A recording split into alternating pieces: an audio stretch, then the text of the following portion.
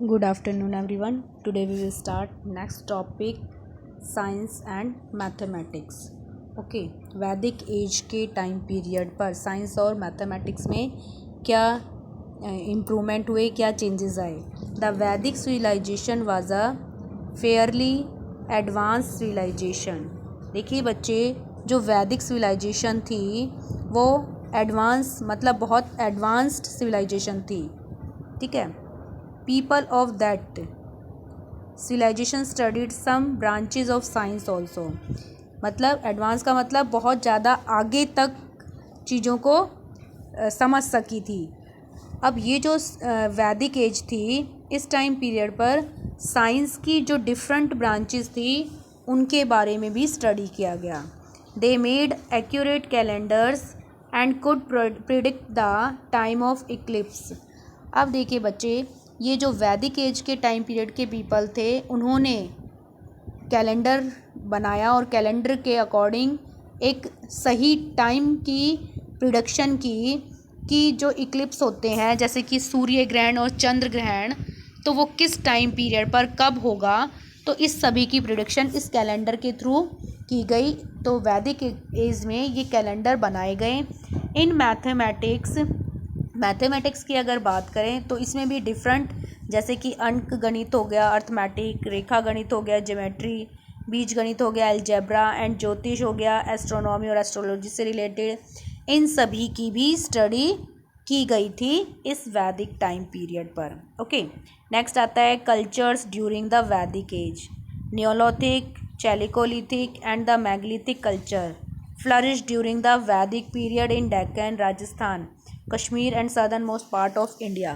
देखिए, जैसे कि हमने देखा स्टार्टिंग में वैदिक एज का जो भी कल्चर था वो, अब बात करें नियोलिथिक, चैलिकोलिथिक और मेगलिथिक टाइम पीरियड के कल्चर की, तो वो वैदिक टाइम पीरियड पर और ज़्यादा फ्लरिश्ड हो गया और ज़्यादा विकास हो गया. ठीक है. और ये कहाँ तक फैल गया? डेक्कन हो गया या राजस्थान, कश्मीर. ठीक है ना. ठीक है. तो इन जो सदर्न मोस्ट पार्ट थे वहाँ पर भी इंडिया के ये फ्लरिश्ड हो गई धीरे धीरे वैदिक एज का जो कल्चर था. At many neolithic and chalcolithic sites pit burials have been found. अब बात करें अगर नियोलिथिक और चैलिकोलिथिक साइट्स की, जहाँ पर पिट बैरियल्स मिले. ठीक है. मतलब पिट बैरियल्स का मतलब ऐसे गड्ढे, कब्र मिली जिसमें उन्होंने अपने जो भी उनके फैमिली मेम्बर्स थे उनकी जब डेथ हो गई उसके बाद उन्हें दफनाया था. ठीक है. वो कब्र उन्हें मिली इन चैलिकोलिथिक साइट और नियोलिथिक साइट से. The buried goods included pots of black and were filled with food. अब देखिए, इन साइट्स से, इन बैरियल्स के पास जो भी चीज़ें मिली वो कैसी थी? ब्लैक कलर के और रेड कलर के पोट्स और वेयर मिले. ठीक है. कुछ बर्तन से मिले रेड और ब्लैक कलर के, जो कि फूड से फिल थे, जैसे कि फूड हो गया या वाटर हो गया, खाने पीने की चीज़ों से फिल थे. और कुछ इन बैरियल्स से ऑर्नामेंट्स भी साथ में मिले, जो कि ऑर्नामेंट्स किससे बने हुए थे? शेल से, बीड से, कॉपर से और बोन से, इन सभी से. ठीक है. तो ये तो बात थी नियोलिथिक और चैलिकोलिथिक मेगलिथिक टाइम पीरियड की. लेकिन अब आगे बात करें किसकी? वैदिक एज की. वैदिक एज में चेंजेस आ गया था.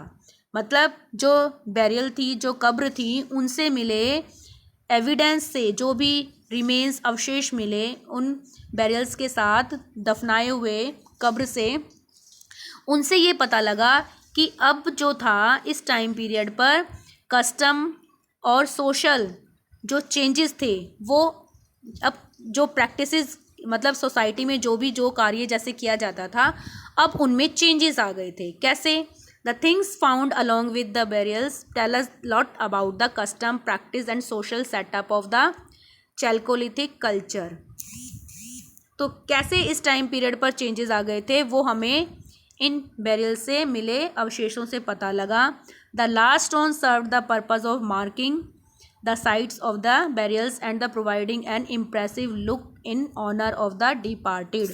मतलब बड़े बड़े स्टोन मिले इन बरियल साइट्स पर, ठीक है, जो कि उस डिपार्टेड मतलब जो मरने वाला पीपल था उसकी शरीर को, उसकी बॉडी को दफनाने के लिए उसके सम्मान में, ऑनर मतलब उसके सम्मान में वहाँ लगाए गए थे, ठीक है। They have been found in Tekkalakota and Brahmagiri in Deccan and in Nagarjunakonda in Andhra Pradesh and Adichanallur in Tamil Nadu. तो ये जो थे ये ऐसी साइट थी जहाँ से ये बेरियल्स मिले और कुछ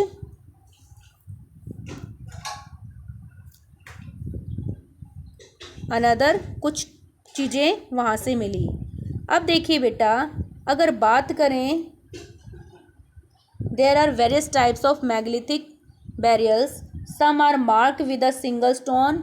अब जो ये ऋग्वेदिक टाइम पीरियड से मिली जो भी बेरियल्स थी, ठीक है, इन ये बहुत ही बड़े लार्ज स्टोन से सेटअप थी और कुछ जो है बहुत सारे स्टोन से मिलकर बनाई हुई थी। मतलब वहाँ पर बहुत सारे स्टोन जो है एक पैटर्न में, एक शेप में अरेंज किए हुए थे।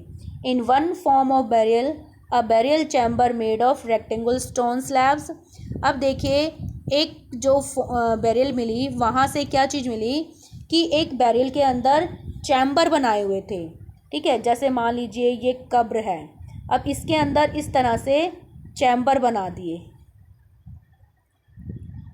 ओके, और यहाँ पर इसके ये जो वाला पार्ट है इसमें एक सर्कल बना दिया आने जाने के लिए, और इससे जाकर इन चैम्बर्स में दफनाया जाता था, ठीक है, इन पर्सन्स को।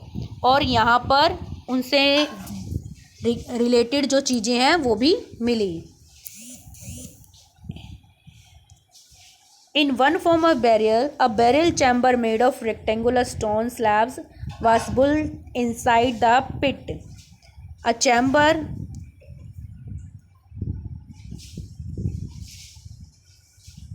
chamber could be used for many burials. Several objects including expensive gold, jewels, pottery, tools and weapons have been found as grave goods. अब देखिए, अब मतलब कैसे पता लगता है इन बेरियल्स को देखने पर कि सोसाइटी में जो प्रैक्टिसेस थी, सोशल सामाजिक चेंजेस, सामाजिक कार्यों में चेंजेस आ चुके थे। कैसे?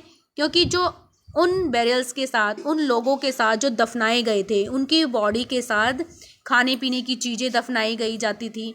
तो अब जो चीज़ें दफनाई गई उनमें कुछ एक्सपेंसिव चीज़ें भी पाई जाने लगी, जैसे कि गोल्ड से बनी ज्वेलरी या कोई कीमती पोट्री मिली या कोई ऐसे टूल्स या वीपन्स मिले जो उस पर्सन से रिलेटेड थे, ठीक है। अब टूल्स और वीपन्स के बेसिस पर ये देख सकते थे कि वो बॉडी जो है किसी क्षत्रिय की थी या ब्राह्मण्स की थी या वैश्य की थी, ठीक है। अगर क्षत्रिय है तो वो अपने साथ उसके जो वीपन्स थे वो सभी रखे हुए मिले होंगे, ठीक है। अब कोई राजा महाराजा था तो वहाँ पर गोल्ड की ज्वेलरी भी रखी उसके पास मिली होगी, कुछ प्रीशियस कीमती पोट्स वगैरह भी मिले होंगे। तो ये सभी ये चीज़ें ये दर्शाती थी कि सोसाइटी में अब जो स्टेटस था लोगों का वो रिच और पुअर के बेसिस पर भी था। तो जो रिच होंगे उनके पास इस तरह के कीमती प्रीशियस चीज़ें होंगी और वो उनकी कब्र के साथ दफना दी गई थी। लेकिन अगर एक नॉर्मल पर्सन होगा तो उसकी बॉडी के साथ नॉर्मल जो चीज़ें वो यूज़ करता था वही उसके साथ दफनाई गई होंगी।